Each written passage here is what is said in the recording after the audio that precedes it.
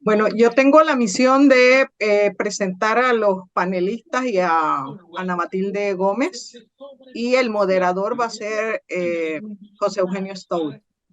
Eh, Creo que para quienes están acá, que son alrededor de 25 participantes en este momento, eh, ninguno de los participantes de esta noche eh, es desconocido. En esta noche consideramos importante que habláramos justamente del contrato que para el pueblo panameño es una nueva venta de la patria, y además para analizar y reflexionar sobre un tema que en este momento tiene a la ciudadanía y a todas sus organizaciones. Como decía Rodrigo, no es un solo grupo, como se dice permanentemente en las calles. Esta lucha es de todo el pueblo panameño, desde los rincones más apartados de este país. Vemos personas movilizándose porque consideran que esto es una nueva venta de la patria y que no nos merecemos ser un país minero. Entonces, es importante señalar que estuvimos desde agosto en un primer debate en la Comisión de Comercio de la Asamblea Nacional. Ellos decidieron algo que no era correcto, que no era legal, enviarlo al presidente de la República con algunas sugerencias de cambio, y que el señor Nito Cortizo y su equipo dicen que hablaron con la minera y la minera aceptó eliminar algunas cláusulas. No obstante, como ya todos y todas sabemos, en este país se ha tratado de un maquillaje al contrato original que habían enviado a la Asamblea. Y lo absurdo es que en menos de 3 días ellos tomaron ese nuevo contrato, le dieron primer debate de forma apresurada, sin siquiera dejar la oportunidad de que ningún panameño pudiera leer el nuevo contrato que había enviado Presidencia. Y lo más peligroso, y que muchos decimos que nos cortamos la lengua, y coincidimos con algunos comentaristas y analistas políticos, de que este nuevo contrato que aprobó la Asamblea es el contrato que ningún diputado leyó. Entonces, inmediatamente creo que nos sorprendió el presidente de la República con su rapidez. Siempre hemos pensado que es un inútil, que es un incapaz, y, y en muy poquísimas horas él firmó esta entrega del país a esta firma First Quantum. Esos son los datos de estos últimos días. Efectivamente, esto ha logrado volcar a la opinión pública, volcar al pueblo panameño a condenar el contrato y a condenar la minería. Eso es muy, muy importante. A condenar la minería y que se convierta nuestro país en un país minero. Y con esto yo creo que cierro y comenzaríamos. Son las 7:07. Yo quiero decir que Ana Matilde Gómez es abogada, fue procuradora general de la Nación, ha sido la primera mujer encargada del Ministerio Público, fue diputada del país, candidata a la presidencia en la campaña pasada, y actualmente es está como candidata por libre postulación para ser nuevamente diputada del país. Rodrigo Noriega es abogado, es doctor en Derecho Internacional Ambiental, es un analista de políticas públicas, defensor de derechos humanos, de la libertad de expresión, pluma distinguida de la prensa. Tenemos también a José Eugenio Stout, que va a acompañar este panel. Bueno, José Eugenio es de la casa y es analista político, analista de políticas públicas y sociales y defensor de derechos humanos. Entonces los dejamos con José Eugenio, perdón. Ya te estoy cambiando el nombre. Bueno, vamos a iniciar. Serán muy breves mis palabras de inicio. Efectivamente, el país se encuentra en una situación muy grave, en una encrucijada y una crisis en profundidad, porque no solo es una crisis generada por el contrato, que ya lo ha generado, sino que detrás de esta crisis hay una crisis económica, una crisis social que están padeciendo muchos panameños, probablemente una de las crisis más importantes que hemos tenido. Hay analistas económicos, economistas, que sitúan el desempleo en el 18% y no en menos del 10% como hace el gobierno. No sería este momento para explicar por qué llegan a esa conclusión. Pero lo que sí es cierto es que hoy ha habido un discurso del presidente de la República en el que la gente ingenua pensábamos que iba a ser un discurso de explicaciones orientadas a dar satisfacción y tranquilidad al país, y ha sido todo lo contrario. Y yo realmente, ya quitándome el saco de ingenuo, estoy temeroso de que se atrevan a incluso suspender las garantías constitucionales, porque efectivamente es un gobierno acorralado. Él mismo se ha metido en un callejón sin salida. Dicho esto, para establecer un poco cuál es la situación, la gravedad de la situación que está atravesando el país, yo voy a dar primero la palabra a Ana Matilde Gómez. Debo decirle que tiene entre 20 y 25 minutos para hacer su exposición, al igual que posteriormente Rodrigo tendrá el mismo tiempo para dar tiempo entonces a las preguntas, que yo rogaría que las hagan por escrito aquí en el WhatsApp, chateen aquí, para que sean lo más breve posible y dar oportunidad a que los invitados expositores puedan contestar. Dicho esto y sin más, Ana Matilde, tienes la palabra. Gracias, don Monchi, pues de cariño, don Monchi, y a todos los que están aquí, gracias por conectarse, por tener altas expectativas, como que escribió alguien por ahí, eso es muy difícil, espero que podamos llenarlas, no tengo la menor duda que Rodrigo lo hará, a quien saludo cordialmente también y siempre es un placer compartir con él. Por mi parte, yo quisiera en primer lugar, para salvar cualquier conflicto de interés y explicar mis posturas, por aquello de lo que pueda estar incidiendo en la mente de quien lo escucha a uno.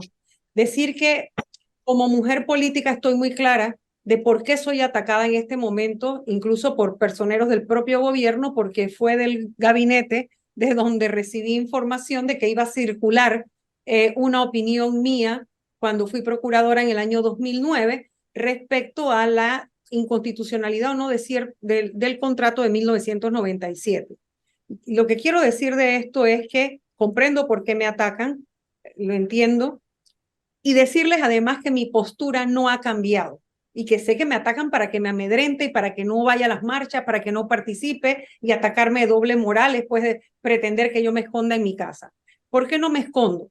Porque lo que yo opiné como procuradora, que los abogados que están aquí no me van a dejar mentir, no es vinculante en lo absoluto y es muy diferente a lo que ocurre después de tener un fallo de la Corte. Lo que vale es el fallo, y el fallo se dictó en el año 2017. Yo dejé de ser procuradora en febrero del año 2010. Por lo tanto, a mi juicio, la grave responsabilidad, la gran responsabilidad que recae sobre el gobierno de Varela y el gobierno de Nito Cortizo es haber insistido con este consorcio, que además es totalmente diferente a lo que estaba en 1997 y en 2009, porque recuerden que Petaquilla no es lo mismo que First Quantum.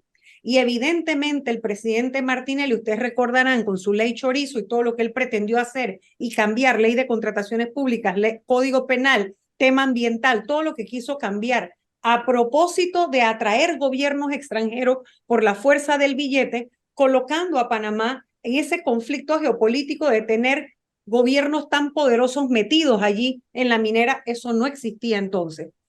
¿Qué quiero decir con todo esto? Que cuando se da esa decisión de la Corte, el fallo que se dicta en el año 2017, las circunstancias eran otras. Y una vez tenido el fallo, todo lo que se actuó de ahí en adelante es completamente ilegal e irresponsable, porque teníamos un fallo que había que acatar. Entonces, lo que molesta, a mi juicio, en este momento, no es solamente que lo salgan a justificar, y por eso está como está ahorita las cosas. Quiero que sepan que acaban de vandalizar la Cámara de Comercio, según reportan en las noticias. O sea que cada vez han justificado que lo que han hecho está bien, cuando este país estaba en la mejor posición para enfrentarse a la minera, que parar las operaciones, suspender y tomar una decisión respecto a qué íbamos a hacer, porque a partir del 2017 ese fallo nos empoderaba. Era falsa toda esa amenaza de que nos podían demandar en arbitraje internacional y demás, porque los teníamos nosotros a ellos de rodillas. Con este nuevo contrato nosotros nos hemos arrodillado, porque nosotros les hemos dado nuevamente el sartén, les hemos entregado el mango del sartén a la minera, porque ahora es un acuerdo entre partes, elevado a rango de ley. Entonces, sinceramente que esto molesta, porque aún aquellos que estén de acuerdo con la minería metálica o con la explotación minera, que quiero dejar salvada nuevamente, mi posición siempre ha sido invariable. Cuando ya no estuve sujeta a la opinión técnica jurídica de analizar si violaba o no la Constitución tales y tales artículos de un demandante, en una opinión no vinculante, como diputada presenté la ley, el proyecto de ley de moratoria minera a la minería metálica en todo el país. Y como candidata presidencial fui la única que tuve en el plan de gobierno la propuesta de moratoria minera para todo el país. Entonces, yo no veo dónde está la incongruencia. No hay doble moral, por favor. Lo que estoy diciendo es, incluso aquellos que creen que la minería a cielo abierto es necesaria para el desarrollo del país, etcétera, etcétera, etcétera, y que hay tecnología moderna que suple todo el problema de la contaminación, y cosa en la que no creo, pero que hay cosas modernas, sí, pero que no es que puede haber tal cosa como actividad minera no contaminante. Incluso aquellos deben sentirse mal hoy, porque este gobierno, teniendo todas las posibilidades para haber negociado en mejores condiciones y pedir lo que legítimamente nos merecemos por ser los dueños de la riqueza del subsuelo, no lo hicieron. Y por los 3 reales que han pedido, quieren ahora echarnos en contra de los jubilados, poniéndolos como escudo de frente a los jubilados que ganan menos de $300, como si eso fuera el gran logro, y anunciándolo hoy que eso va a ocurrir ahora mismo en noviembre. Entonces, uno ve toda la manipulación y molesta porque estábamos en muy buena posición para que el Estado panameño, lo cual es mi propuesta, hubiera ordenado la suspensión de las actividades de la operación, haber tomado el control, hacer un plan de cierre escalonado que no implicaba dejar a 9,000 empleados mañana en la calle.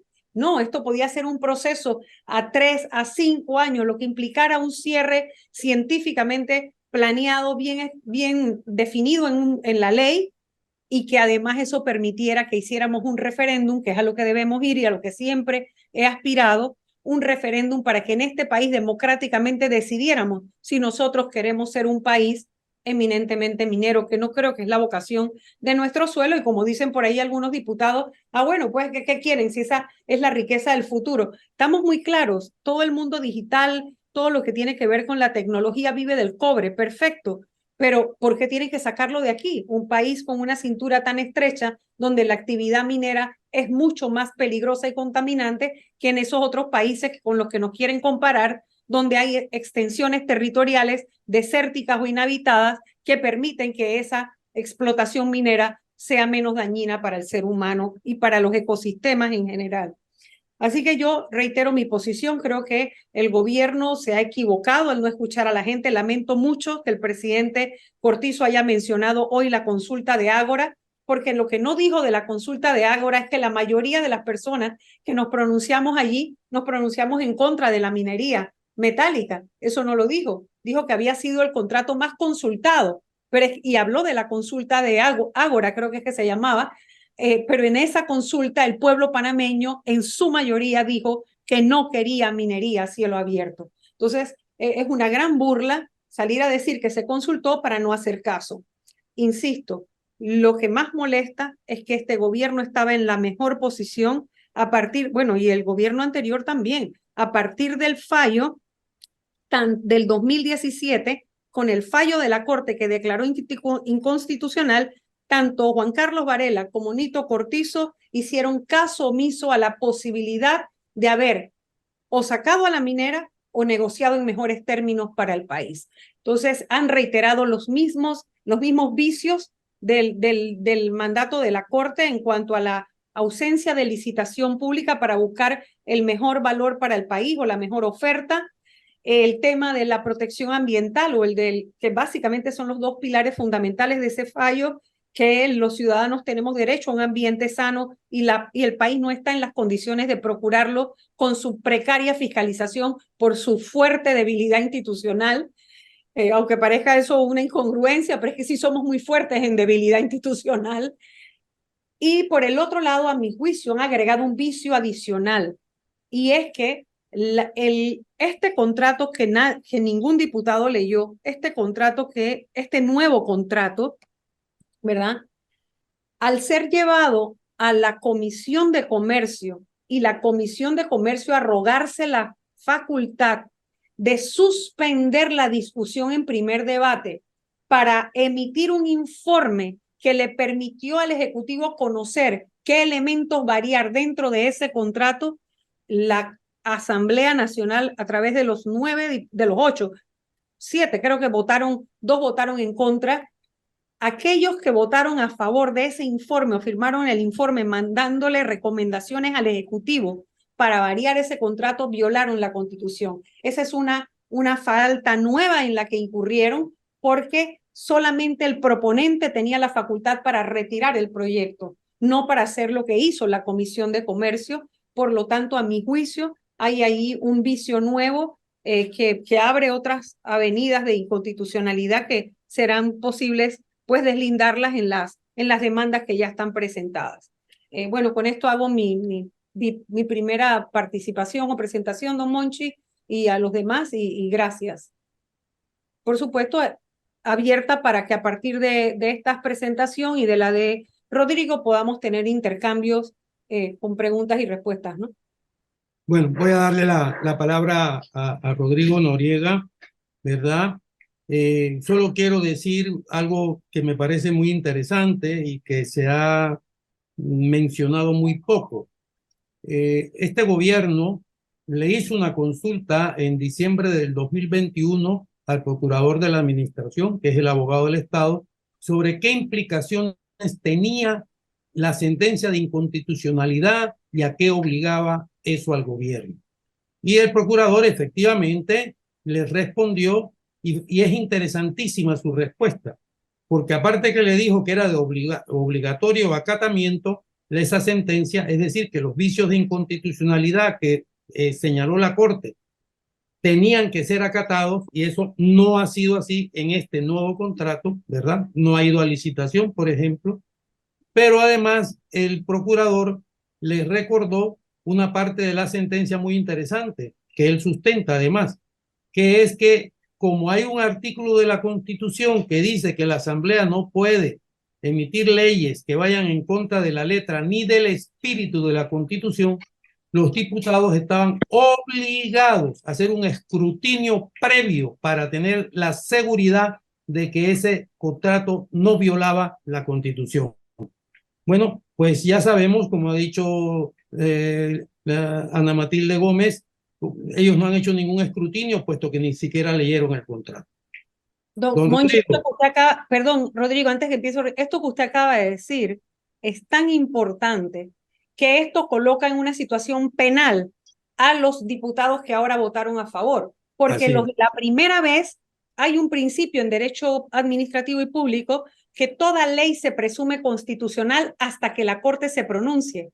Pero como aquí han repetido los vicios, teniendo ya el pronunciamiento de la Corte con el fallo y la opinión del procurador es muy diferente. Ahora resulta que ellos actuaron totalmente violando esa norma que impide ir en contra de la Constitución porque ya sabían en base a qué estaban violando la Constitución. Mire qué interesante. Esto abre todo un panorama penal para estos diputados. Bueno, don Rodrigo, tiene usted la palabra. Lo escuchamos. Gracias a MDT, gracias a Matilde Gómez, este faro que tenemos los panameños y que siempre es un lujo escucharla, razonar sobre estos temas de políticas públicas y lamentablemente también de derechos humanos.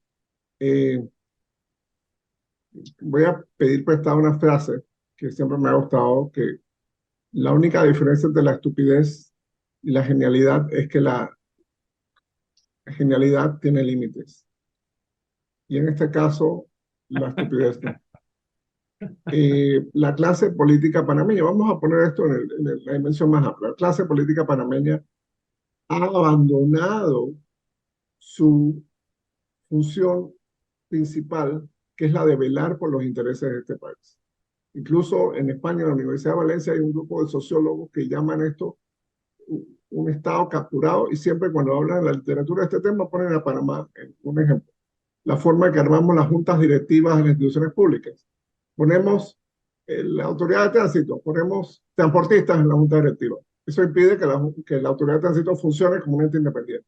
La autoridad marítima, ponemos gente del sector logístico, la superintendencia del banco, ponemos banqueros y así nos vamos por el estilo. Es como si en los comisionados de policía pusiéramos narcotraficantes, pues porque, claro, ellos van a tener que pelear con narcotraficantes, entonces más vale que tengamos algunos en el alto mando de la policía. Así de ridículo es ese criterio. Panamá, del 1 de enero del año 2000 al 31 de diciembre del año 2022, el Canal de Panamá le entregó al Estado panameño, a Panamá, 23.000 millones de dólares. Esos son 58 años del ingreso mínimo garantizado que supuestamente nos va a dar el contrato minero. 23.000 millones de dólares. Ese es un dinero inimaginable para el 99.999% de la población del planeta. Bien, con ese dinero se pudo haber resuelto cualquier problema fundamental de este país. Educación, salud, vivienda, producción, agua potable, energía, lo que ustedes quisieran, con ese dinero alcanzado. Sin embargo, no alcanzó. Entre el año 2000 y el año 2022, la deuda pública panameña se multiplicó por 600%. La recaudación fiscal se multiplicó por 400%. El presupuesto del Estado explotó por 500%. El próximo año tendremos un presupuesto de 32.700 millones de dólares aproximadamente y no se resuelve un solo problema del país.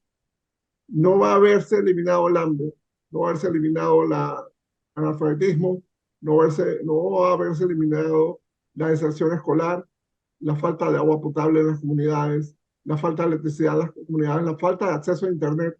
Ojalá este programa lo pudieran ver todos los panameños, pero lamentablemente en aproximadamente 35% del país no hay buen acceso a Internet. Voy a poner un té. Y podemos hacer una lista larguísima de problemas no atendidos, no resueltos por la clase política, independientemente del partido a la que pertenecen.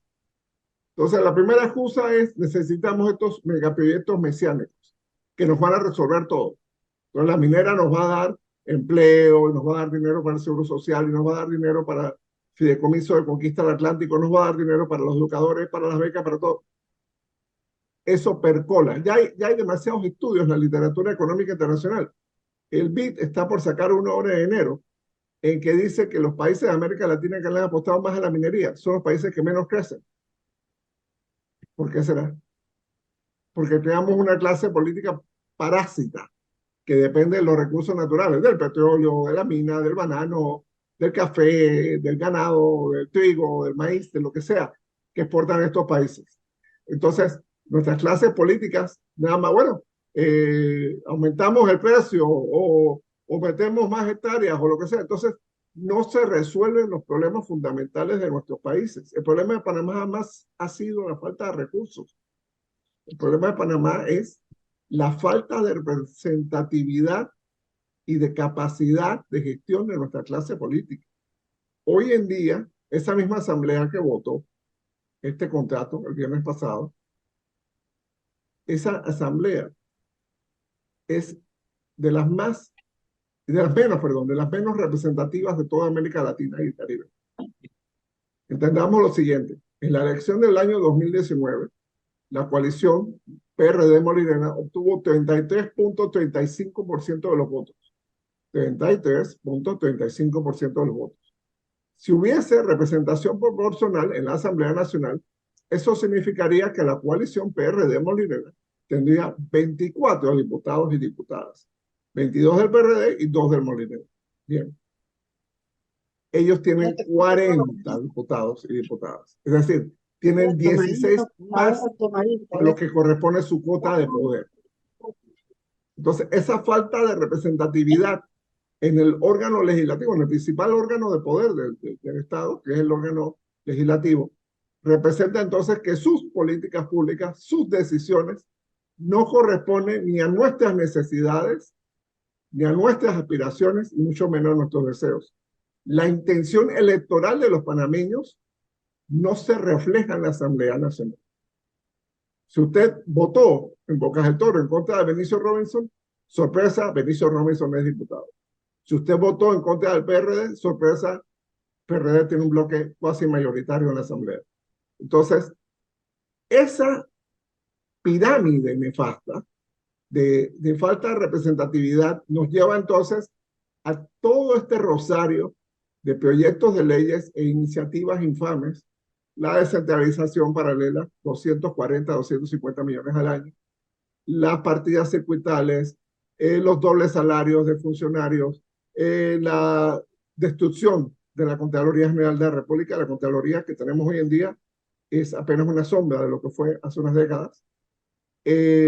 Iniciativas de toda índole clientelista, la ley del chorizo, la ley del queso, la ley de la sandalia, la ley del sombrero virado, la ley de la camisa mal cocida, la ley de la sopa dañada, la ley del agua sucia.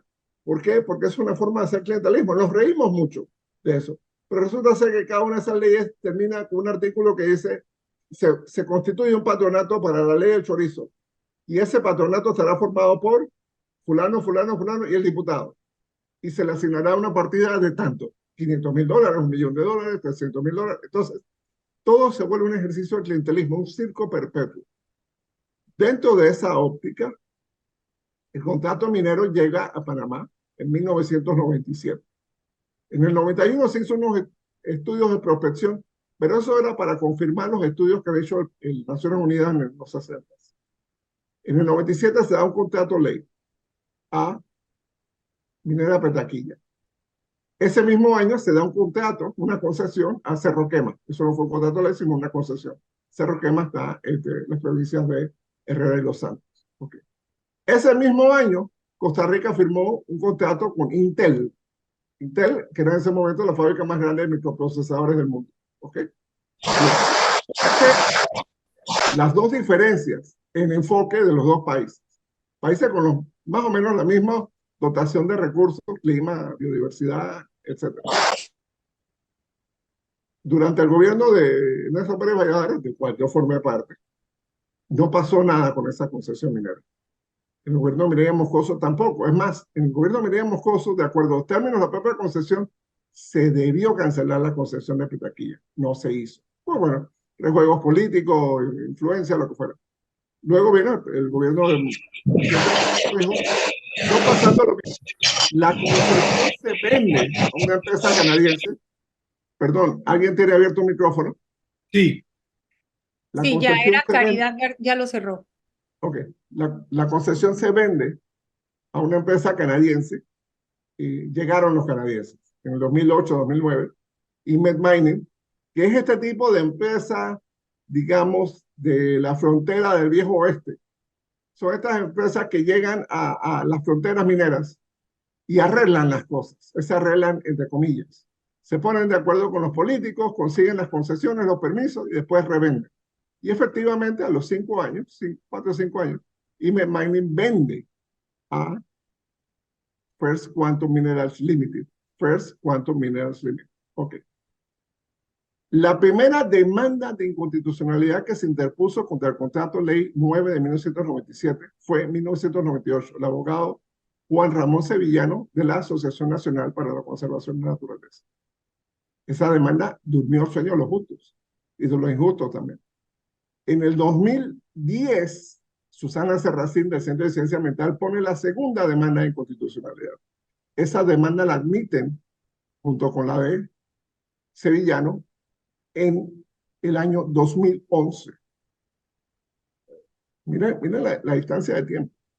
1998-2011, 13 años. Bien. Luego ese caso se queda dormido. Finalmente en 2017 empieza el caso a moverse. Y en diciembre del 2017 hay un fallo que consigue la última firma hasta agosto o septiembre del 2018. El fallo nace a la vida jurídica y el fallo declara inconstitucional el contrato ley 9 de 1997. ¿Qué sucede en el gobierno de Juan Carlos Varela?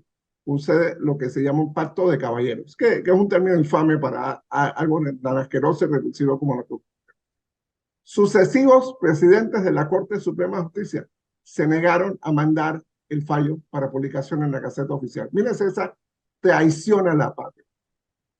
Bien, llega el nuevo gobierno, la firma y la empresa metieron recursos dilatorios, pero esos recursos por los fallos de inconstitucionalidad no tienen efecto. Esos son para, cuando ustedes escuchan aclaración de sentencia, eso no es un recurso nuevo, eso no es una instancia nueva, eso es, hombre, ahí pusieron 19.18,26, oye, ¿son comas o son puntos? O ahí pusieron 29 de febrero del 2023, oye, en 2023 no hay 29 de febrero, son en 2024. Detalles mínimos. O la persona se llama Rodrigo Noriega, le pusieron Ricardo Noriega. Saludos a mi primo Ricardo. Entonces, estos detalles se corrigen, pero eso no es una nueva instancia. Aquí Panamá se ha convertido en una nueva instancia y un recurso dilatorio. Y, por supuesto, los tribunales se han prestado para eso. Entonces, el fallo del 2017-2018 recibe una cantidad de recursos dilatorios y el último lo fallan en junio del 2021. La magistrada María Eugenia López Arias falla el último de estos en junio 17, creo, del 2021, fallo unánime. El fallo de diciembre del 2017 fue un fallo unánime también. Bueno, en ese momento van a buscar todas las firmas, todo lo demás, y van a publicar el fallo de María Eugenia López Arias, fallo unánime. Resulta ser que no habían publicado el fallo del 2017. Entonces, publican en una gaceta el fallo del 2017 y 1 o 2 días más tarde publican la aclaración de sentencia. Y ahí empieza toda esta farsa de, ay, vamos a negociarla, la minera no tiene contrato. La minera no tenía contrato desde diciembre del 2017. Y ellos lo sabían perfectamente, pero hicieron la farsa, el teatro. Ok. Bien. Este contrato, que fue aprobado en la Asamblea Nacional, es la tercera versión del contrato minero de este año. La primera salió el 22 de marzo del 2023 en la plataforma Ágora, como mencionó la procuradora y ex procuradora y diputada Matilde Gómez. Ese contrato, y lamento decirlo por la plataforma Ágora quedó enviada al basurero de la historia. Ese contrato no se podía bajar, no se podía imprimir, no se podía compartir. Usted tenía que leerlo página por página en la pantalla. Encima, por supuesto, la peor letra posible. Hubo gente que intentó hackear la plataforma y no pudo conseguir el contrato. Para poderlo imprimir, un esfuerzo liderado por don José Chembarría, tuvieron que tomarle una foto página por página y luego pasarlo a mano para poder imprimir ese contrato. Así de transparente y consultativo somos. Bien, ese contrato le cayeron una pelonera y demás, corrigieron algunas cosas y en agosto de este año presentaron el segundo contrato, que es más o menos idéntico al primero, pero con algunas diferencias de matices y cosas similares. Eso fue el proyecto de ley 1043. Esto es muy importante por la diferencia que esto implica. proyecto de ley 1043, fue el que tuvo algún grado de consulta pública muy limitada, se militarizó la Asamblea Nacional, había restricciones, había una sala VIP para la gente que venía de la mina y una sala nada IPs para el pueblo, para los ciudadanos, para los intelectuales, para los trabajadores, para los economistas, para los profesionales que venían a cuestionar el proyecto minero. Aproximadamente 78-80% de los comentarios en esa consulta fueron en contra del contrato minero. Luego se fueron a visitar la mina y las comunidades. De acuerdo con el testimonio del diputado Juan Diego Vázquez, la visita a la mina fueron a ver el camión más grande del mundo, fueron a ver unas bombas, fueron a ver los uniformes del personal, nunca fueron a ver la lista de zonas contaminadas o que tuvieron contaminación en el pasado que él quería ver. Visitaron las comunidades y en esa breve visita a las comunidades, en las 3 comunidades que visitaron, Donoso, Omar Torrijos, La Pintada, en las 3 comunidades, la mayoría de la opinión de la gente era en contra del proyecto.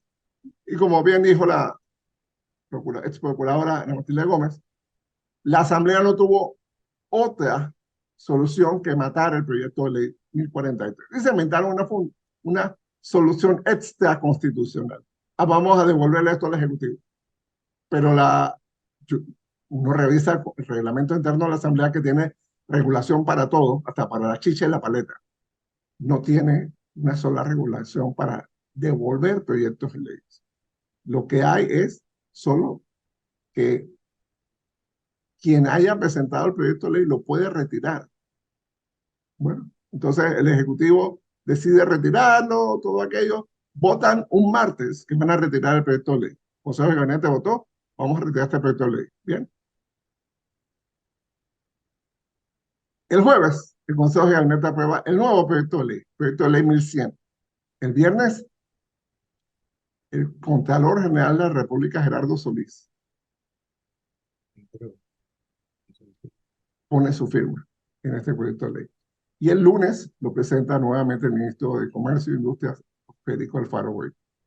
Bien. En apenas 3 días se aprobó un nuevo proyecto de ley, lo firmó el Contralor y lo presentaron, 3 días hábiles, y lo presentaron en la Asamblea Nacional. Luego, en otros 3 días hábiles, martes, miércoles, jueves, prohijaron el proyecto de ley, le dieron primer debate sin participación ciudadana. A Raiza Banfield la amenazaron con sacarla, con la seguridad de él, porque era la única persona que transmitía el evento. La Asamblea tumbó la señal de televisión legislativa, que no pagan ellos, la pagamos nosotros con nuestros impuestos. La Asamblea la tumbó, la sacó del aire por 2 días, por los 2 días del debate. Se le dio primer debate sin participación ciudadana, segundo debate con total ignorancia de la ley, con total irrespeto por las personas críticas del proyecto, y bueno, tercer debate fue una cosa de minutos. Y el presidente Laurentino Cortizo, que siempre se caracteriza por su alta velocidad en todos los asuntos públicos, pues firmó el proyecto de ley fuera de horas hábiles. Lo firmó para que apareciera en la Gaceta Oficial, tuvo que ser firmado después de las 6 de la tarde. Yo estaba pegado a la computadora buscando las gacetas y estuve hasta las 6:50 pegado a la computadora. Bueno, el proyecto apareció poco después de casi un cuarto para las 8 de la noche. Y ahí estaba el proyecto de ley. Bien. El proyecto de ley 1100 no es el proyecto de ley 1043. Eso es importante y es una de las debilidades constitucionales de este proyecto de ley. ¿Por qué? El proyecto de ley 1100, que se convirtió en la ley 406 del 20 de octubre del 2023, no fue consultado. El proyecto de ley que fue consultado más o menos fue el 1043. Primer problema, no es la misma ley. Segundo problema, no es la misma ley. La redacción y el contenido de las cláusulas no son idénticas a los 2 proyectos de leyes anteriores. Primero, este tiene mejor forma de contrato. Más parece un contrato que los 2 anteriores, pero sigue siendo un tratado en el fondo. Segundo, cambiaron el orden de los temas. Está tan redactado, tan apurado, que hay cláusulas que no tienen título. Hay hasta gazapos. Gazapos es cuando usted está haciendo documentos importantes en materia informática, hace lo que se llama cortar y pegar, cut and paste. Bueno, cortaron y pegaron cosas que no eran de una cláusula y lo pegaron en otra. Y eso ocurrió por lo menos en dos partes. Un artículo de energía y un artículo que tenía que ver con unos temas técnicos. Pegaron cosas que no eran de ese artículo. Es decir, no hubo revisión de estilo, no hubo esa revisión. Había cláusulas que no tenían unificación de tiempos verbales. Digamos, José Eugenio Stout hará lo que a él le pareció bien. O sea, hay una disonancia de tiempos verbales. O sea, había detalles que te decían, esto lo hicieron varias personas, con cuidado, varios equipos, varias empresas, en varios países, y fueron mandando cosas y nadie se sentó, quizás por temor reverencial. Ay, ¿cómo se te ocurre que yo le voy a revisar algo al jefe? ¿O cómo se te ocurre que vamos a revisarle algo a esta gente? Entonces, allí se fue eso, sin revisión de estilo, sin la mínima corrección para un documento tan importante. Bien. Esta ley, este contrato, tiene 55 cláusulas y 6 anexos. Los anexos son sumamente importantes. Tengo que hacer una referencia muy importante a los anexos. Los dos primeros anexos son mapas. Primero es el mapa de la concesión. Aquí se juega mucho con los términos. Se dice, tenemos una concesión minera, sí, pero también se le da una área que se llama área de uso y servidumbre, sobre la cual también tienen dominio exclusivo. Nadie puede hacer más nada que ellos. Entre esas dos áreas son 17.000, casi 18.000 hectáreas. Además, tienen 7.500 hectáreas, no aparecen en el contrato, que se tomaron, que se robaron de nosotros. Eran 7.500 hectáreas de bosques que deforestaron. La NATI, la Autoridad Nacional de Tierra, se lo negó en 2 ocasiones. Y ellos igual se tomaron esas 7.500 hectáreas, las pelaron y ahí hicieron sus tinas de relave, sus gigantescas tinas de relave. El doctor Guillermo Cochés les interpuso en diciembre del 2021 ante el Ministerio de Economía y Finanzas una denuncia por bien oculto.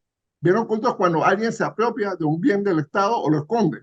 Un bien que es del Estado o sobre el que el Estado tiene algún interés. Y en los 2 años transcurridos nadie ha movido un dedo. Así que la casa pierde y se ríe. En realidad, entonces, toda la operación minera está funcionando sobre unos 25.000 hectáreas de lo que era bosque. Bosque, ojo, bosque. Chile hace minería. Chile es el primer país exportador de cobre en el mundo y lo hace en desiertos. Hay un desierto en Chile que se llama Atacama, que es más grande que toda la República de Panamá. Tiene 85.000 kilómetros cuadrados. La República de Panamá tiene 75.000 kilómetros cuadrados. Bien. Todo el mundo, Estados Unidos, México, Zambia, Sudáfrica, Chile, Perú, etcétera, hacen la minería metálica a cielo abierto en zonas áridas o semiáridas, es decir, en desiertos o en zonas sumamente áridas. Panamá creo que es el único país del mundo que lo está haciendo en un bosque tropical húmedo, en medio del corredor biológico mesoamericano. 1 hectárea del corredor biológico mesoamericano de Panamá, esto fue medido en el año 2009. 1 hectárea del corredor biológico mesoamericano de Panamá tiene más biodiversidad que 1 hectárea de Amazonas. Ahí estaba la cura del cáncer, la cura del Parkinson, la cura del SIDA, la cura de millones de personas estaban allí en esos bosques panameños. Nunca lo sabemos porque en este país no se hace ciencia y tecnología.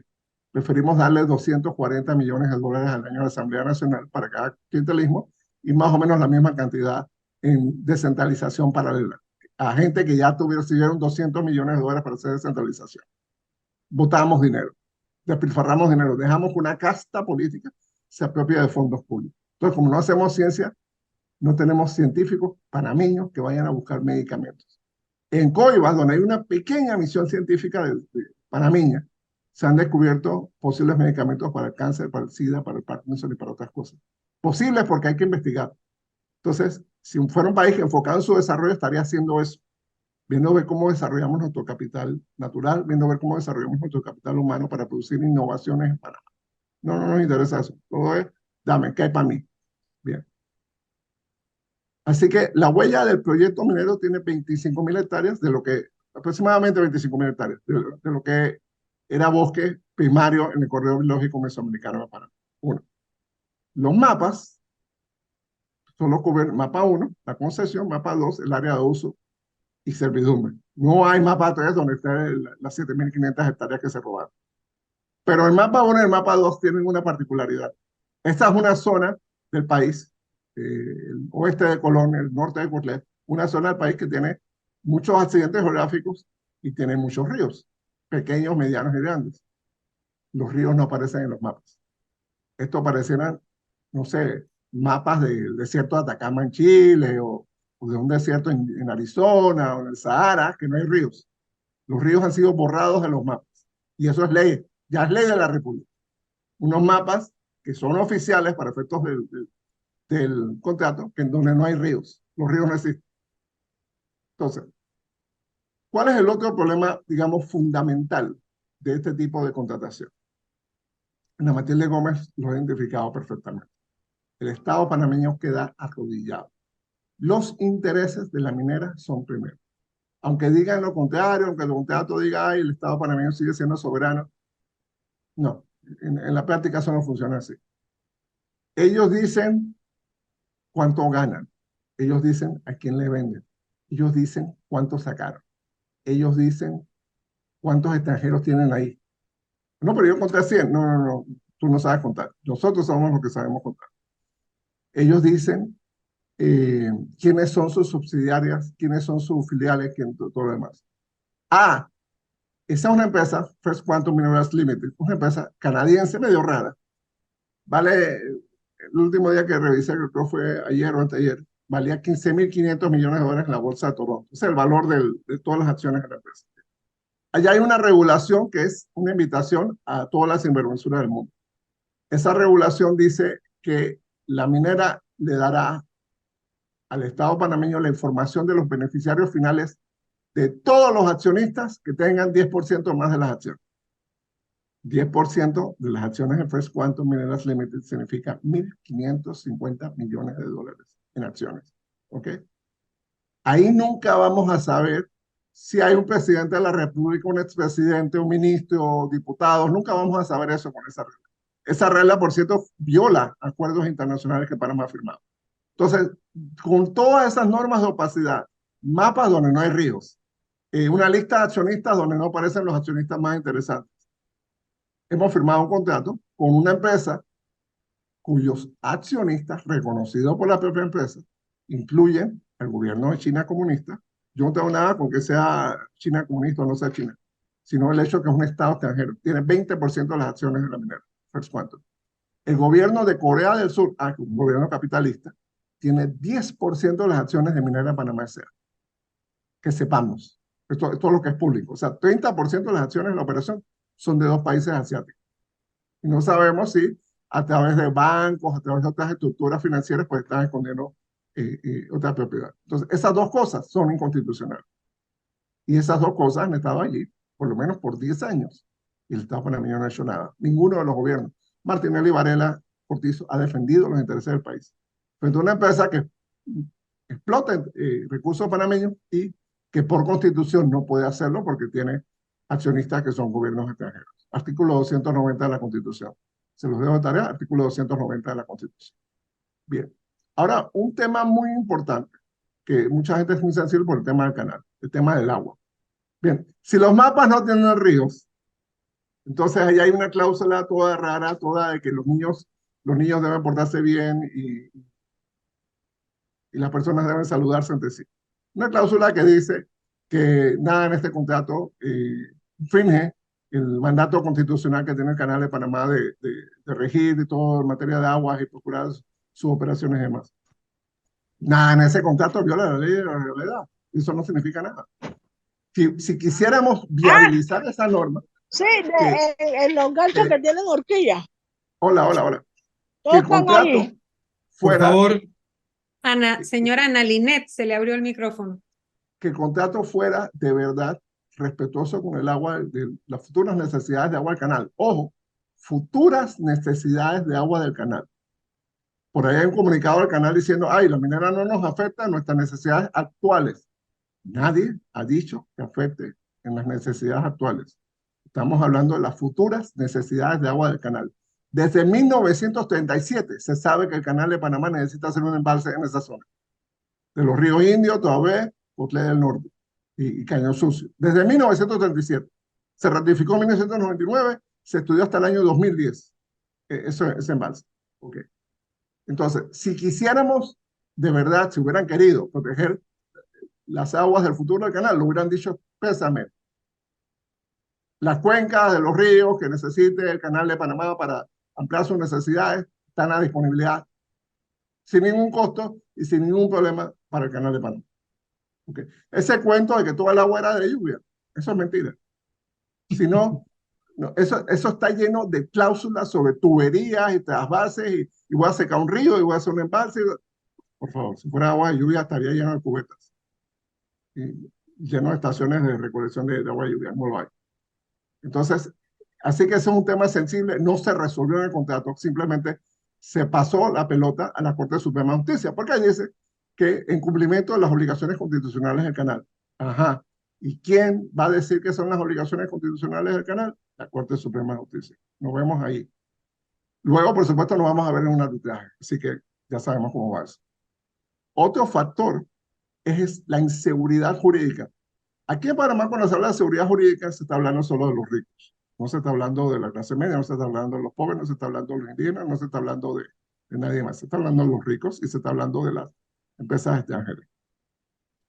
La seguridad jurídica de las personas y familias que han vivido en esa zona, en Donoso, en los Martorrijos, en La Pintada, en toda esa zona, por los últimos 50, 100, 150 años.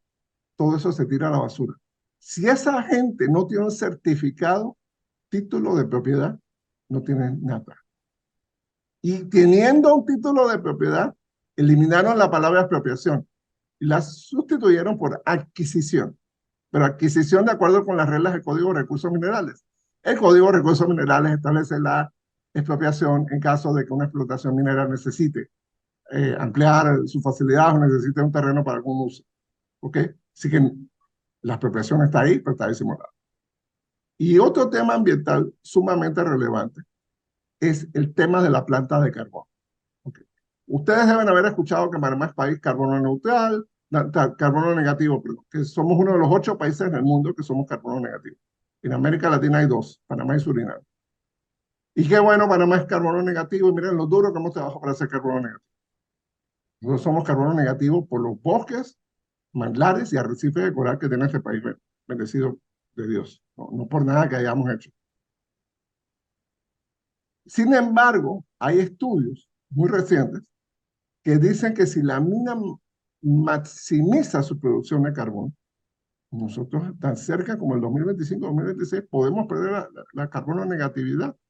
Entonces en el contrato hay algo ahí, o sea, como un guiño de ojo. Dice, al 2025 la mina va a reducir su uso de carbón para generación eléctrica a la mitad, siempre y cuando las instalaciones del sistema eléctrico nacional estén en condiciones. O sea, es decir, yo voy a hacer mi tarea, pero el vecinito también tiene que hacer la tarea. Si él no la hace, yo no la hago. Y eso es una extorsión. Eso es una extorsión. ¿Por qué? Porque esa energía es para ellos. Ellos no necesitan el sistema nacional de electrificación. Lo están poniendo como una condición porque ellos quieren vender electricidad y en algún momento, si hay alguien más barato, la compra. Pero eso no tiene que ver realmente con su operación. Y la otra mitad de producción eléctrica con carbón, bueno, la van a cambiar cuando sea comercialmente viable. O sea, cuando San Benito haga share de. Otro aspecto, quizás el más atractivo del gobierno que nos está vendiendo, que va casado con el tema de los 7.000, 9.000 empleos. Todos los días aumentan los empleos. Qué bueno que aumenten los empleos. Ojalá sean empleos reales, ¿cierto? Es el del pago al Estado. Nos van a pagar supuestamente 375 millones de dólares al año. Ahora en noviembre nos van a pagar 700 y pico millones de dólares. ¡Wow! Eso va a ser una notición y los medios de comunicación van a amasar esa noticia hasta Reyes Magos, por lo menos, que pagaron 700 millones de dólares. Pero eso es una ilusión, que están pagando dinero que nos debían de años anteriores. Y están mezclando ahí pagos que debían. Por los primeros 2, 3 años van a pagar los 375 millones de dólares. Y luego empiezan a aparecer créditos fiscales, exoneraciones, deducciones. El precio del cobre bajó después de cierta cantidad, ya no te pago eso. tienen derecho a cerrar la mina, la propia empresa tiene derecho a cerrar la mina por 4 años, cada 20 años, el contrato es por 40. O sea que en total la puede cerrar 8 años, en unos 40 años. ¿Qué significa cerrar? Significa que no hay operación. Significa que los 7.000, 9.000, 10.000, 40.000 trabajadores se quedan desempleados. ¿Qué va a pasar en ese momento con los 120.315 jubilados que el gobierno dice que gracias a la minera va a mejorar su nivel de vida? Bueno, el gobierno va a tener que buscar plata nuestra, impuestos, deuda o dejar de dar algún servicio público para pagarle a esos pensionados y pagar los otros gastos que el gobierno se comprometió. Y, por cierto, bueno, ¿qué vamos a hacer con esos 7.000, 9.000, 10.000, 40.000 trabajadores desempleados? Ah, no es el problema de Panamá. Ah, pero es que la mina iba a resolver todo. No, no. Allí está en el contrato. La mina puede cerrar por 4 años cada 20 años. O sea, durante los primeros 20 años, 2021, 2041, pueden cerrar 4 años en cualquier momento. Porque hay demasiado cobre en el mundo, porque China y Estados Unidos se miran mal, porque hay una guerra en el Medio Oriente. Entonces, bueno, no vamos a vender cobre. Ha subido el precio del cobre, vamos a revender cobre. O sea, esa es una industria sumamente inestable. Y la invitación es a que Panamá amarre su futuro a una industria sumamente inestable, por favor. Además, la mina va a sacar cobre, oro, plata, cadmio, oro, plata, molibdeno. Van a sacar esos 3 minerales, oro, plata y molibdeno. Esos minerales son mucho más caros que el oro. La onza de oro andaba por $1.900 la onza. La de plata anda por $24 y la tonelada de molibdeno anda en $70 y pico mil, $75.000 por ahí. Bueno, la tonelada de cobre anda en 8.000 y pico. Entonces, los minerales más caros no van a pagar regalías. Los minerales más caros, si acaso los agarran, van a pagar algún impuesto por ahí. Pero como el Estado panameño no supervisa qué se exporta, cómo se exporta, cuánto se exporta, a quién se le vende, la minera le vende no al mercado internacional, la minera le vende a una subsidiaria que tiene en Suiza. Entonces, nosotros ¿cómo vamos a mandar auditores de Contraloría? Ustedes se lo imaginan. Van para el aeropuerto de Tocumen, a lo mejor se les dieron el viático. Van para el aeropuerto de Tocumen y van para Suiza. Llegan allá a Suiza los auditores de Contraloría y van a tocar la puerta. Hay señores de Minera de Panamá, ¿ustedes son? No, yo no soy Minera de Panamá, yo soy First Quantum Suiza. Bueno, señores de First Quantum Suiza, aquí dice que ustedes son los que están comprando los minerales que salen de la mina de Panamá. Sí, sí. Ah, bueno, nosotros queremos ver las facturas. Seguramente en alemán, en francés o italiano sonará mucho más interesante y más bonito lo que le dirán a los auditores de la Contraloría que vayan a Suiza a buscar las facturas. No van a poder supervisar las transacciones. No van a poder supervisar a qué precio se vendió qué. ¡Ay! El oro está a $1.900 tonelada. Sí, hombre, pero tuvimos que vender a $900. Es que ese comprador que tenemos, ese comprador sí es bien duro, ¿eh? Ese tipo sí es bien tough. Son ellos mismos. Pero nunca vamos a saber realmente las condiciones legítimas de ejecución de ese contrato. Rodrigo, ves terminando. Quiero terminar entonces con un concepto. La falta de representatividad política nos lleva a que nuestra estructura legislativa, nuestra estructura presidencial, alcaldes, representantes de corregimiento, tomen decisiones que no convienen a nuestros intereses y que nada defienden los bienes de los panameños. Entonces, tenemos que elegir bien el 5 de mayo del 2024. ¿Usted quiere sanear el contrato minero? Tenemos que asegurarnos que volvamos a tener un contralor o contralora que valga la pena en este país. Para eso necesitamos cambiar a la Asamblea. Necesitamos sacar por lo menos 36 diputados o diputadas nuevos, valiosos. Ojalá voten por Ana Matilde Gómez. Yo lo voy a hacer. Yo ya lo hice 2 veces. Así que ese es el primer mensaje. Protesten, sí. Estudien, sí. Piqueten en la Corte Suprema porque ella es la que va a tener que decidir este contrato, pero también voten por los mejores representantes, los mejores diputados, los mejores alcaldes, los mejores candidatos a presidente de la República. No importa que no ganen, pero coloquen sus representantes, coloquen sus diputados, coloquen sus alcaldes, hagan valer su voz, porque eso es lo que verdaderamente va a cambiar y va a asegurarnos que el día de mañana no metan más contratos mineros y más veneno en nuestra atmósfera. Saludos. Gracias, Rodrigo. Bueno, ahora abrimos una fase del conversatorio en el que intentamos que los participantes, que son realmente bastantes, puedan hacer preguntas que están aquí escritas en el WhatsApp y nuestros invitados exponentes puedan dar contestación breve a esas preguntas. Yo antes de dar paso a esa fase quiero decir dos cosas muy brevemente. Hablamos de contrato con la minera y todos sospechamos o creemos, mejor que más que sospechamos, que es un contrato para la explotación de minerales. No. Esto es un contrato que es el más grande negocio que se va a establecer en la República de Panamá en toda su historia. Ellos tienen derecho, tal como ha dicho Rodrigo, a vender electricidad, tienen derecho a abrir supermercados, tienen derecho a construir barriadas para vendérselas a sus trabajadores, tienen derecho a supermercados, tienen derecho a sistemas de salud instalados Sus por propios ellos. centros de salud, correcto. Esto es un negocio gigantesco, además del negocio de la minera, ¿verdad? Aeropuertos. La explotación La del concesión puerto portuaria que les comercial. han dado disfrazada. No, realmente esto es algo asombroso, ¿verdad? Pero asombroso. Eso por una parte para que nos hagamos una idea que no es solo un problema de extracción de mineral.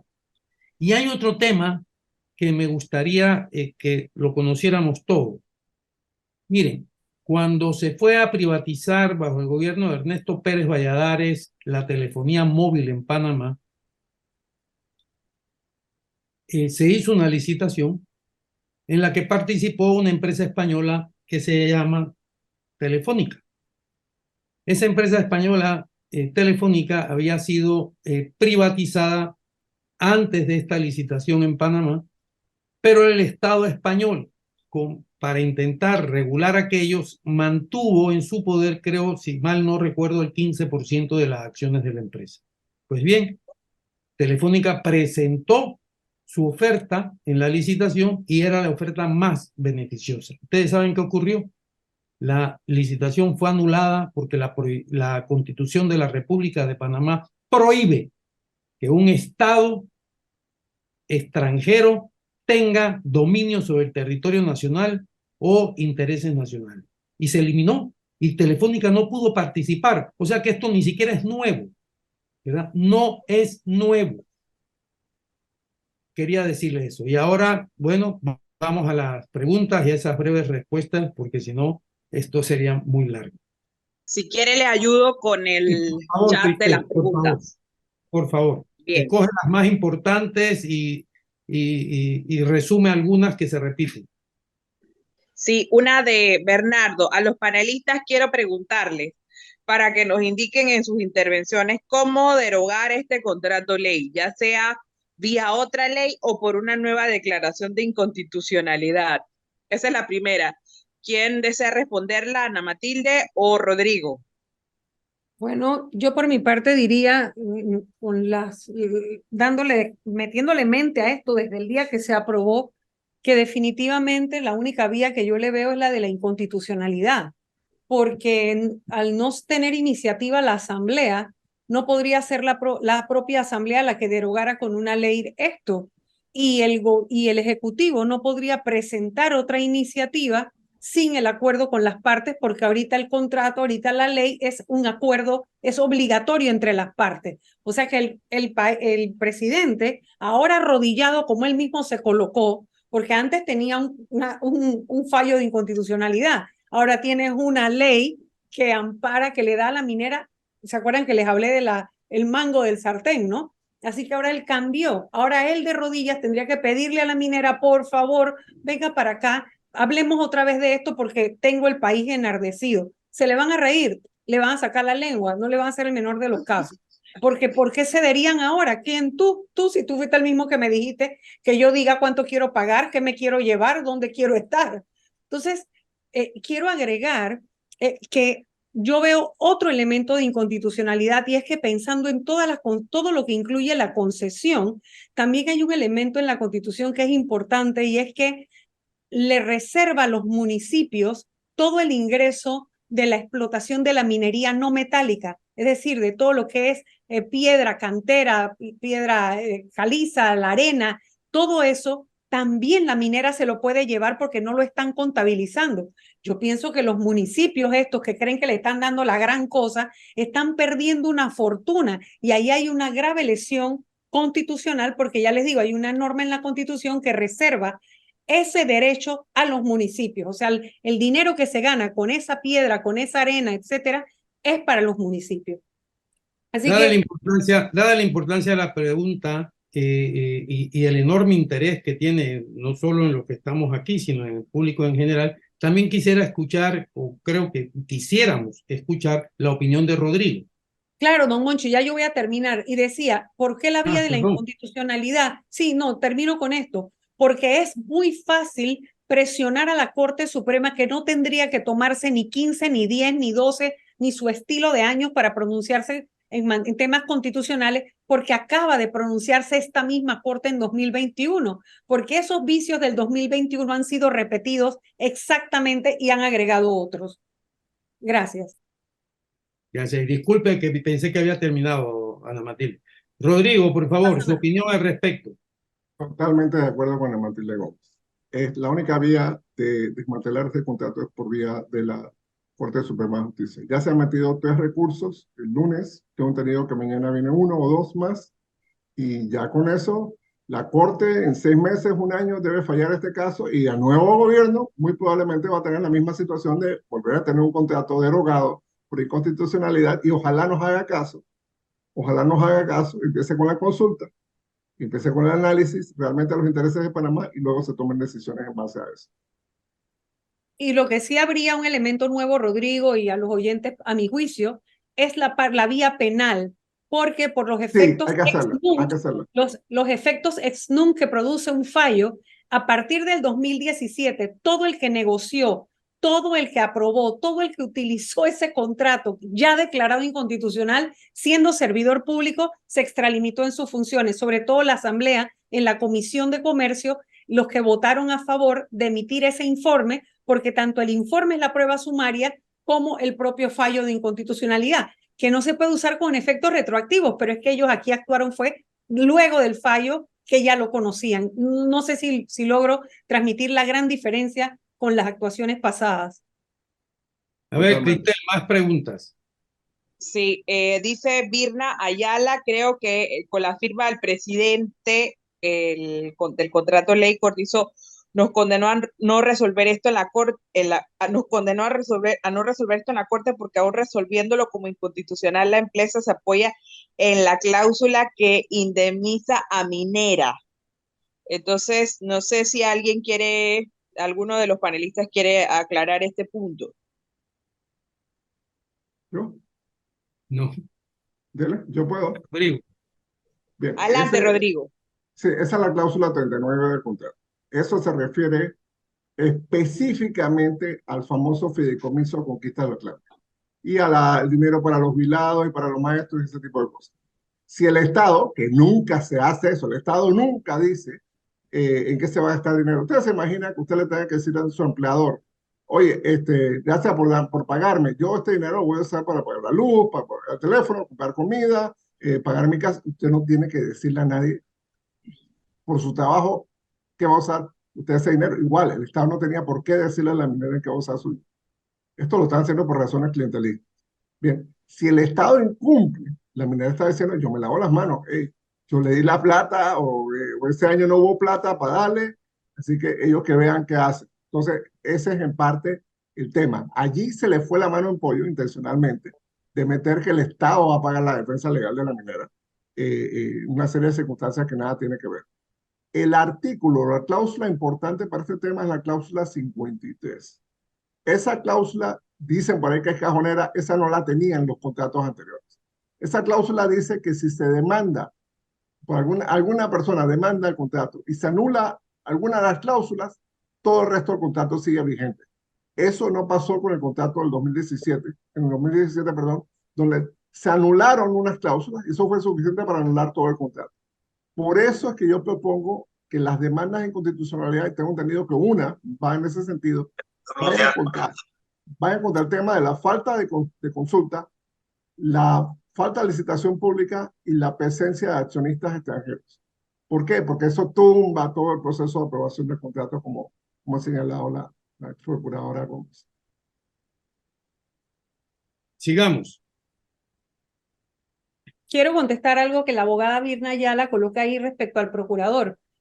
La vía penal para los diputados es la Corte, así que habría que presentarlo ante la Corte. Los ministros de Estado sí pueden ser denunciados ante el procurador y aunque no hicieran nada, quedan las denuncias allí, o sea, porque van a tener que decidir algo, ya sea para archivarlo o por qué no lo archivan o por qué no lo investigan. ¿Me explico? Entonces, es más de la presión que se puede hacer, en el sentido de que ahora hay un elemento importante y es que actuaron a sabiendas de que había un elemento que la Corte señalaba como insalvable.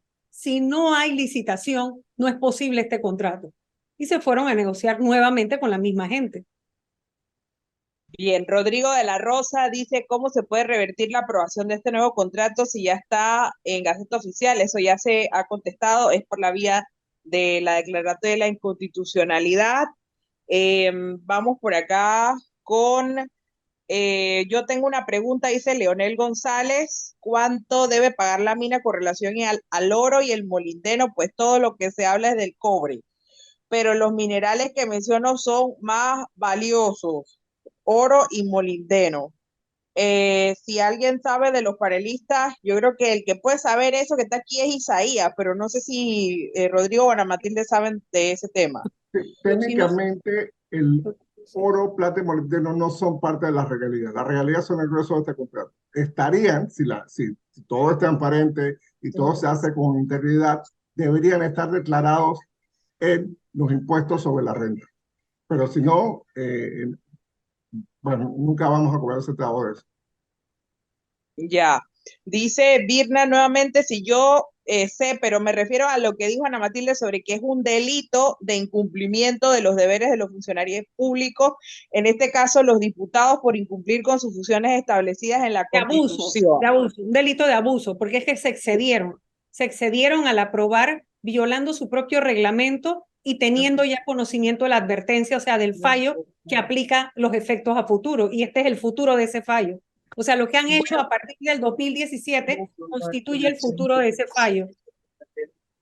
O sea, que es un abuso yo de creo autoridad. que bien, yo creo que esta pregunta y este tema le interesa a todas y todos los que están aquí. Y creo que es algo de lo que no se habla mucho, si usted lo puede desarrollar un poco más. ¿Cómo sería este tema penal? Porque se habla de la inconstitucionalidad, etcétera, pero el tema penal, ¿cómo es? Claro, es que, a ver, siempre se ha dicho, un fallo de inconstitucionalidad, como no tiene efectos retroactivos, nadie que aprobó una ley que después resulta inconstitucional, cuando usted la aprobó, usted no sabía que iba a ser declarada inconstitucional. La única vez en la historia del país que se ha aplicado retroactivamente un fallo de inconstitucionalidad en materia penal fue en mi caso, porque eso no funciona así. Los efectos son para los abogados ex nunc, o sea, son a futuro. La diferencia en este caso es que el fallo es del 2017, así que el futuro de ese fallo es 2018, 19, 20, 21, 22 y 23. Como la Corte lo reiteró en el 2021, tienen dos afirmaciones de la Corte en el mismo sentido por unanimidad de la Corte, así que no hay manera que la Corte desconozca su propia actuación. Claro, si uno plantea el desacato, ya dice ahí nadie es parte, pero si se le presenta ahora por la vía penal, ese documento sí sirve como prueba del abuso de autoridad porque los efectos a futuro se han cumplido desde el 2017 y desde el 2021. No sé si ahora soy más clara. O sea, es totalmente diferente para quienes aprobaron antes, eso no es un delito, pero el que lo hizo después por la norma constitucional que le prohíbe a los diputados aprobar leyes que violen el espíritu y la letra de la Constitución. Es decir, que desde ya cualquier organización, abogada o abogado puede interponer y formalizar una querella penal con fundamento en lo que usted está explicando.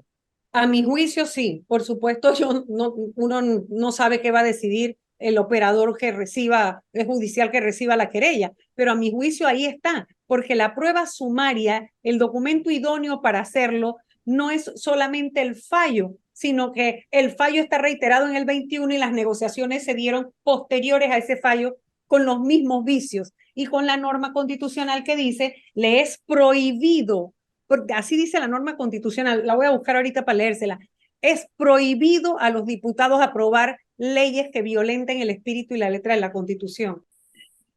Así es. Esto es interesante, esto es una bomba que se debe estallar, positivo. Sigamos, pues, sigamos. A ver, Víctor Trejo Ortega dice, legalmente, ¿qué procede si se decide cerrar la mina? ¿Quién indemniza a los trabajadores? ¿Quién limpia todo el área de la concesión, incluido reforestar? Panamá tiene elementos sólidos para ganar una demanda minera. Son 3 preguntas que hace. A ver, no sé si Rodrigo las quisiera contestar. Okay. Dice, ¿quién indemniza, quién limpia y si podemos ganar una demanda? Bien, antes del viernes pasado, de que se aprobara el Contrato Ley 406, el Estado tenía todas las de ganar. Tenía todas las de ganar un arbitraje internacional. Les voy a mencionar 2 casos nada más. Infinity Mining versus Costa Rica, Pacific Rim Mining versus El Salvador. Son 2 casos donde 2 países hermanos, 2 países de Centroamérica, declararon moratorias mineras. Dijeron, ¿sabes qué? Se acabó la minería en este país y revocamos los contratos que hay. Los 2 casos los ganaron. Los 2 casos los ganaron en el panel de arbitraje del Banco Mundial. Entonces, teníamos todas las de ganar. Pero bueno, ya con el contrato que se firmó el viernes, se promulgó el viernes, estamos de rodillas. Necesitamos nuevamente un fallo de inconstitucionalidad para entonces ir a pelear otras cosas. Entre estas que debemos pelear son las 7.500 hectáreas contaminadas. Pues la mina nos va a asustar con, ay, te voy a demandar por 100.000 millones. Bueno, yo te voy a demandar por 75.000 millones por las hectáreas contaminadas. Las 7.500 hectáreas que te tomaste. Y bueno, así es que lo van asustando. Yo estuve en un arbitraje en el año 2000 contra Texaco, que derramó 200.000 barriles de petróleo en la costa de Colón. Y ellos estaban demandando al gobierno, esto fue durante el gobierno de María Moscoso, 89 millones de dólares. Y cuando yo levanté la bandera ambiental, la tomaron en cuenta en el arbitraje. Y la empresa dijo, bueno, ¿saben qué, señores? No nos vamos a pelear con Panamá, vamos a hacer esto así, ustedes son buena gente, nos portamos bien. Y el gobierno de Moscoso abandonó, porque bueno, presiones políticas que ya sabemos, abandonó el arbitraje. Si Panamá hubiera sido con el arbitraje, lo que hubieran tenido que pagar era cientos de millones de dólares, por no decir miles de millones de dólares. 40 kilómetros cuadrados de la costa de Colón y Cunayala están contaminados todavía, 37 años después de ese derrame, todavía están contaminados. Bien. El artículo del código, permíteme, es el 163, numeral 1. Es prohibido a la Asamblea aprobar leyes que contraríen la letra o el espíritu de esta Constitución. Sí. Sigamos. Ok, vamos acá con Leonel González Ato. Dice, no veo cómo el gobierno con el nuevo contrato puede medir lo que se refina fuera de Panamá. O sea, ve una oportunidad de invertir en este contrato por la deficiencia que entiendo tiene la fiscalización de estos minerales que son los que más pagan. 16 onzas de cobre se venden $4, una onza de oro se vende en 1.700 a 2.200 dólares, el molibdeno se vende en 1.700. Por eso mi pregunta, creo que tenemos una cortina que no deja ver lo que es realmente valioso en caso de no lograr parar la mina. Bueno. No sé si alguno de los panelistas quisiera... No, ya, por lo menos yo hablé de eso también. Sí. Continuemos. Bien. Vamos por acá, denme un segundo. Gilberto García, saludos desde Colón, despierta Donoso, Frente Amplio Colonense. Viene, dice Gilberto García, tenemos un listado de más de 500 plantas únicas del sector. ¿Alguien tiene el micrófono prendido? Le agradezco si lo puede silenciar, que no estoy pudiendo hacerlo ahorita mismo que estoy leyendo. Plantas únicas del sector. Tenemos un listado de más de 500 plantas únicas del sector del bosque primario de Donoso que ya no se encuentran, desaparecieron el listado y la búsqueda se realizaron por parte de 4 personas originarias de Donoso. Podemos proporcionarles a científicos, profesionales o biólogos. O sea, dice Gilberto que tiene información sobre este tema de las 500 plantas únicas del sector del bosque primario Rondonóso. Creo que esto tiene referencia a lo que dijo Rodrigo de pues, Perfecto. cuántas Entonces, curas de enfermedades tengo la podrían haber información. ahí. Sí. Yolani Roñoni, doctor Noriega mencionó esta mañana que el contrato no puede ser derogado. Quiero saber qué salida podemos aspirar. Esto pues ya lo hemos contestado, bien constitucionalidad. Y vamos a ver por acá, Carlos, a ver, dice Ana Linet, no es posible que dentro de la mina debería haber un equipo gubernamental que fiscaliza lo que entra y sale de ella. Hay un pequeñísimo equipo. Para darles la idea, en el puerto de Balboa hay al menos 4 funcionarios de aduana en turnos rotativos. Para toda la mina va a haber 6 personas. 6 personas que no se pueden mover sin permiso en la mina. Pero además eso es Carlos, una fuente de corrupción, porque cuando Sí. tú tienes que vivir, pernoctar o depender de la comida o del transporte que te da quien tú tienes que fiscalizar, eso es una fuente de corrupción. bien, dice Carlos Cedeño que, denme un segundo, que son muchísimas preguntas. Uy, a ver.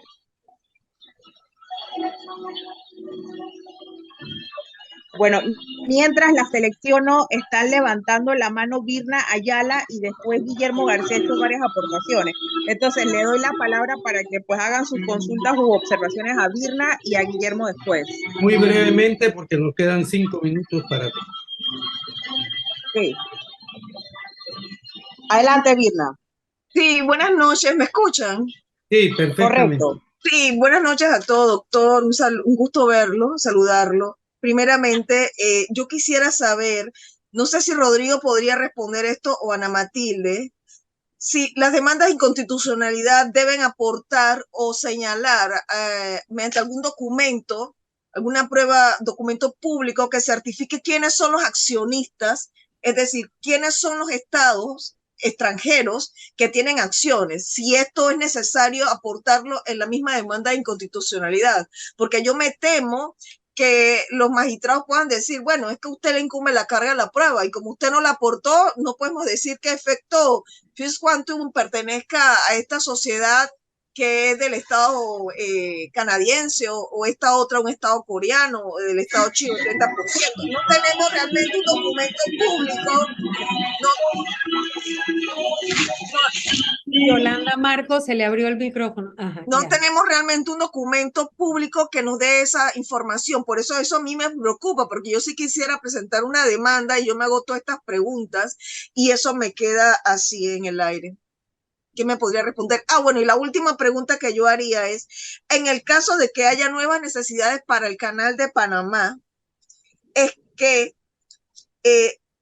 tendremos que hacer, ¿cómo podríamos recuperar estos ríos? Y en el caso de que estas necesidades sean de la población para el riego o para beber, si tendríamos que pagar a la minera para que nos permitan utilizar nuestros ríos. Esa es la pregunta que no me queda claro en el mismo contrato.